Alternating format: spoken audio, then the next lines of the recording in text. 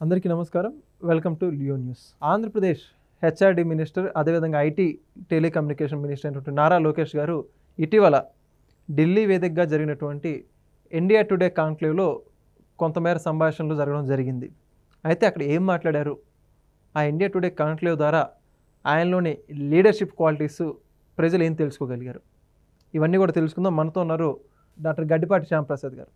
Sir నమస్కారం అండి. నమస్తే సార్, నారా లోకేష్ గారు ఎప్పుడైతే కూటమి ప్రభుత్వం అధికారంలోకి వచ్చిందో ప్రజా దర్బారు ద్వారా కావచ్చు, అర్జీలు స్వీకరించడం ద్వారా కావచ్చు, ఒక నాయకుడిగా, అంటే అంతకుముందు యువగలంలో ప్రతిపక్షంలో ఉన్నప్పుడు కూడా ఆయన నాయకుడిగా ప్రజలు గుర్తించారు కాబట్టి రాష్ట్రంలో అంత భారీ మెజార్టీ అప్పచెప్పారని చెప్పేసి అర్థమవుతోంది.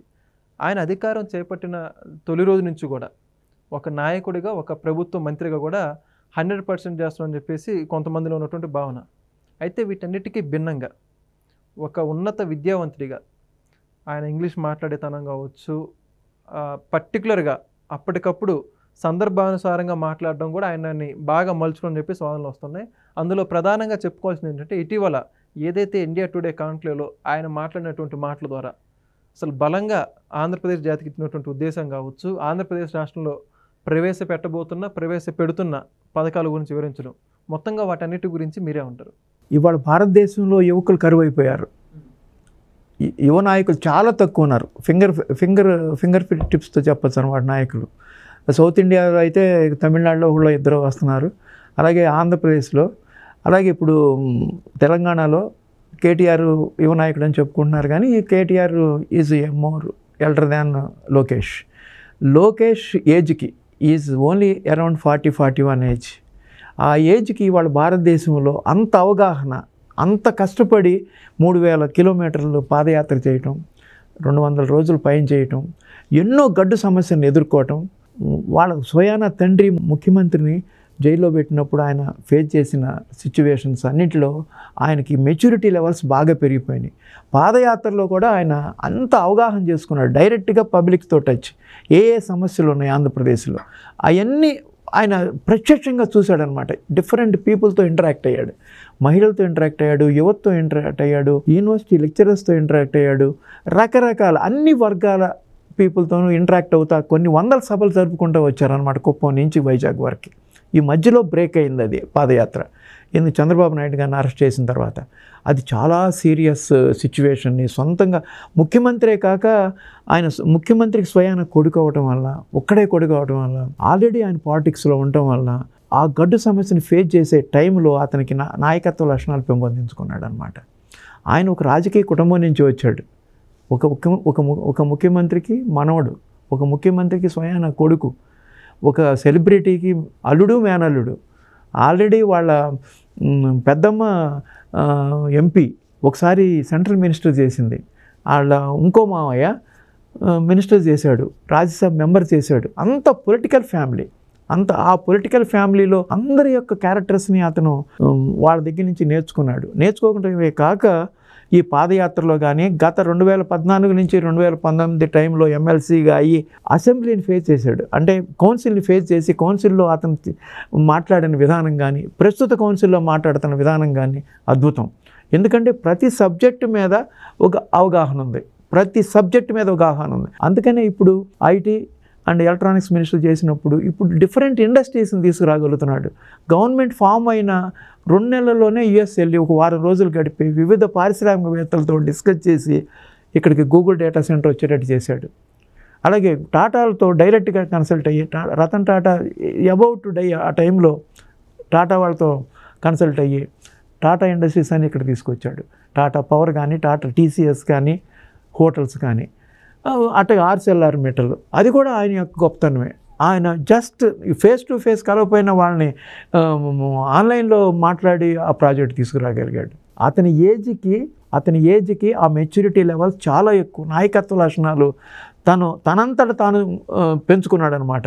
తను ఒక ముఖ్యమంత్రికి మనవడుగానో లేకపోతే ఒక ముఖ్యమంత్రి కొడుకుగానో ఆ ముద్రలో పడకుండా తనకంటూ స్వయంగా ఒక ముద్ర వేసుకుంటున్నాడు అనమాట.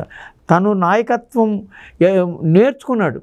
ఏంటి కష్టాల్లో నుంచి, ప్రజల యొక్క మనసుల్లో నుంచి ప్రజలకి ఏం చేయాలనేది ప్రత్యక్షంగా క్షేత్రస్థాయిలో నుంచి అతను తెలుసుకున్నాడు అనమాట. అది అతనిలో ఉన్న మెచ్యూరిటీ.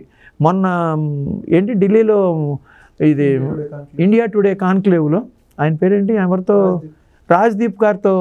రాజ్దీప్ గారితో ఇంటర్వ్యూ చేయటం అనేది సామాన్యంగా చాలా కష్టం. చాలామంది నాయకులు, పెద్ద పెద్ద సీనియర్ నాయకులు కూడా ఆన్సర్స్ సరిగ్గా చేయలేరు. చాలామందికి తడబడతారు, కొన్ని ఆన్సర్స్ చేయలేరు. ఆయన చాలా సీనియర్ మోస్ట్ జర్నలిస్ట్.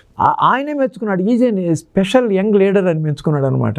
ఎందుకంటే ఆయన మాట్లాడే తీరు ప్రతి ప్రశ్నకి చక్కగా కన్విన్సింగ్గా ఆన్సర్ చేయగలిగాడు. ఎందుకంటే కొన్ని క్వశ్చన్స్ చాలా ఫ్యాక్టర్స్లో ఆన్సర్ చేయటం చాలా కష్టం. వాటిని కూడా ముక్కుసూటిగా ప్రతిదీ ఆన్సర్ చేశాడు అనమాట. అది లీడర్షిప్లో ఉన్న గొప్పతనం. ఎందుకంటే తను ఆంధ్రప్రదేశ్ యొక్క పరిస్థితి ఏంటో పూర్తిగా అవగాహన చేసుకున్నాడు. ఆంధ్రప్రదేశ్కి ఇప్పుడు ఈ పరిస్థితిలో ఏం చేయగలరు, ఏ లీడర్ అయినా ఏం చేయగలం, ఏం చేస్తే ఆంధ్రప్రదేశ్కి మళ్ళీ పునర్జీవం వస్తుంది, ఎంత కష్టపడాలి, వాళ్ళ తండ్రి దగ్గర నుంచి కష్టపడే గుణం నేర్చుకున్నాడు ఆయన. ఇమ్మీడియట్గా ప్రతిరోజు వాళ్ళ తండ్రి దగ్గరే ఉంటాడు ఆయన. ఈయన ఏం తప్పులు చేసినా ఆయన ఎమ్మటే దిద్దుతాడు. ఆయనకి అది పెద్ద గైడ్, ఫిలాసఫర్. ఆయనకి గాడ్ ఫాదర్. ఆయన ఫాదరే కాదు, గాడ్ ఫాదర్. ఆయన ఎంత అదృష్టవంతుడో. ఎందుకంటే వాళ్ళ తాతగారి దగ్గర నుంచి పెద్దగా చిన్నపిల్లాడు కాబట్టి ఆవిడ పెద్ద నేర్చుకున్నాడు. ప్లస్ ఈయన హైలీ ఎడ్యుకేటెడ్, స్టాన్ఫర్డ్ యూనివర్సిటీ నుంచి చదివి వచ్చాడు అనమాట. సబ్జెక్ట్ని ఇమీడియట్గా అవగాహన చేసుకునే శక్తి చాలా ఎక్కువ లోకేష్కి. ఆయన ప్రస్తుతానికి చంద్రబాబు నాయుడు గారి అబ్బాయి అనే దానికంటే లోకేష్ ఐటీ మినిస్టర్ అనే ఇదే తెచ్చుకోగలిగాడు. చంద్రబాబు నాయుడు గారి అబ్బాయి అనేది మర్చిపోయేటట్టు చేయగలుగుతున్నాడు అనమాట. ఎందుకంటే అతని యొక్క పనితనం అలా ఉంది. ఎవరితోనే మినిస్టర్స్తో మాట్లాడటం కానీ, పెద్దలను గౌరవించడం కానీ. ఈ మధ్య ప్రధానమంత్రి గారు అడిగారు, లోకేష్ నా దగ్గరికి రా ఫ్యామిలీతో అని. ప్రధానమంత్రి గారు స్వయంగా ఇన్వైట్ చేశాడు ఆయన్ని. అంటే అతని యొక్క కెపాసిటీ, క్యాపబిలిటీ, అతని యొక్క విజన్ అన్నీ ప్రైమ్ మినిస్టర్ కూడా గమనించాడని అర్థం అనమాట. అలాంటి నాయకుడు మన ఆంధ్రప్రదేశ్కి ఉండటం మనకు కూడా చాలా అదృష్టం. తెలుగు ప్రజలకి కాబోయే చాలా ఇంపార్టెంట్ నాయకుడు అనమాట. ఎందుకంటే తెలుగుదేశంలో నెక్స్ట్ వచ్చే పెద్ద నాయకుడు ఆయనే. తెలుగుదేశంలో ఇప్పుడు చంద్రబాబు గారు తర్వాత నాయకుడు ఆయనే, పెద్ద నాయకుడు.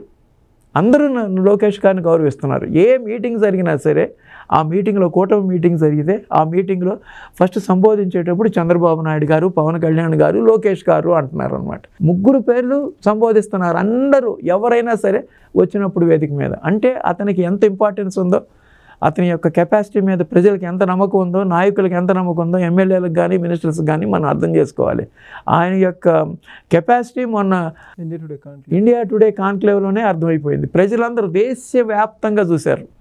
మన దేశానికి ఒక యంగ్ లీడర్ ఆయన, ఆంధ్రప్రదేశ్కే కాదు. ఆంధ్రప్రదేశ్లో ఏం డెవలప్మెంట్ జరిగినా దేశానికే జరిగిందని చెప్తున్నాడు. ఆంధ్రప్రదేశ్ అనేది ఒక పార్ట్ ఆఫ్ ఇండియా కాబట్టి ఆంధ్రప్రదేశ్లో ఎంత డెవలప్మెంట్ జరిగినా మా భారతదేశం డెవలప్మెంట్ అయినట్టు. అది విజన్ అంటే, అది ఆయన గొప్పతనం. ఆ మ్యాగ్నానం బట్టి నా స్టేటు, నాదే డెవలప్మెంట్ అలాగా భారతదేశాన్ని డెవలప్ చేస్తున్నాం మనం. ఒక ఆంధ్రప్రదేశ్నే కాదు డెవలప్ చేసేది. మనం ఆంధ్రప్రదేశ్లో ఏ ప్రాజెక్ట్ వచ్చినా ఆ జీడిపి, దాని గ్రోత్ అంతా కంట్రీకి వస్తుంది. ఇవన్నీ కంట్రీకి చెందినవి సైమల్టేనియస్గా. అది విజన్ అంటే. ఆ విజన్ అతి తక్కువ మందికి ఉంటుంది. ఏ స్టేట్లో ఉన్నాడు వాళ్ళ యువ నాయకులు? తమిళనాడులో ఉన్నారా, కర్ణాటకలో ఉన్నారా, మహారాష్ట్రలో ఉన్నారా, ఉత్తరప్రదేశ్లో ఉన్నారా, మధ్యప్రదేశ్లో ఉన్నారా? ఎక్కడ యువ నాయకులు ఉన్నారు భారతదేశంలో? ఇవాళ లోకేష్ ఏకైక యువ నాయకుడు భారతదేశానికి. ఈ చాలామంది ఏంటి లోకేష్ గురించి ఎంత గొప్పగా చెప్తున్నారు మీరు వీడియోస్లో అంటున్నారు. నిజంగా గొప్పతనం ఉంది కాబట్టి చెబుతున్నాం. గొప్పతనం ఉంది కాబట్టి ఆయన గురించి గొప్పగా చెప్పాల్సి వస్తుందన్నమాట. గొప్పగా ఉన్న మనిషి, చక్కగా పనిచేసే మనిషిని ఎప్పుడు ఎప్రిషియేట్ చేస్తే ఆయన ఇంకా బాగా చేస్తాడు. అంతేగాని ప్రతి దాంట్లో తప్పులు ఎత్తకూడదు. Positive attitude, positive angle of that లీడరే వెళ్ళాలి మనం. ఈజ్ ఏ ఫ్యూచర్ లీడర్ ఆంధ్రప్రదేశ్కి. అందుకని మనం ఆయన గురించి మాట్లాడుకోవాలి. మొన్న ఇంటర్వ్యూలో ద్వారా ఆయన యొక్క కెపాసిటీ భారతదేశం అంతా అర్థమైంది. చాలా గొప్ప లీడర్ అవ్వాలని నేను కోరుకుంటున్నాను. Thank you. Please subscribe to Leo news for more videos.